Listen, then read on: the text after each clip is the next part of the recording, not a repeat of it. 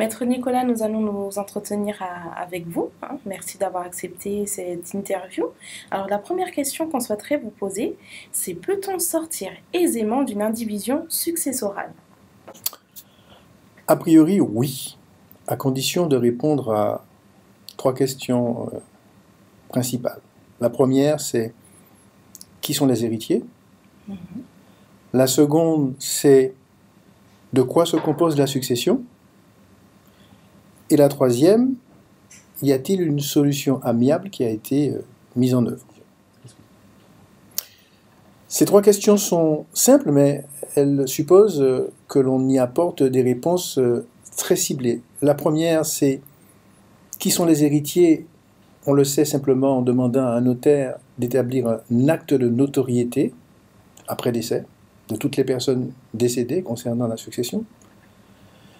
La seconde question concerne la consistance de la succession et par conséquent, il faut avoir ce qu'on appelle une attestation immobilière ou la copie des titres de propriété concernant les immeubles. Et la troisième question, a-t-on tenté une sortie amiable? Oui ou non? Si on l'a tenté, c'est que le notaire a convoqué tous les héritiers afin de savoir s'il y avait une solution consensuelle. Et à défaut, le notaire établit ce que l'on appelle un procès-verbal de difficulté. D'accord, mais finalement, que doit-on faire? Eh bien, il faut d'abord réunir ces éléments, les remettre à un avocat qui, lui, va se rapprocher d'un notaire et va faire en sorte que l'organisation de la partie amiable ait lieu. Si finalement cette partie échoue, l'avocat devra rédiger une assignation en partage judiciaire devant le tribunal judiciaire. Très bien, mais c'est généralement long et cela coûte cher.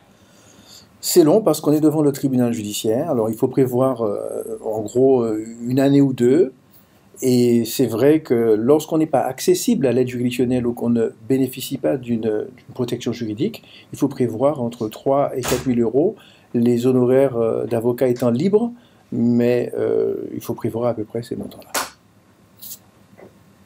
Très bien.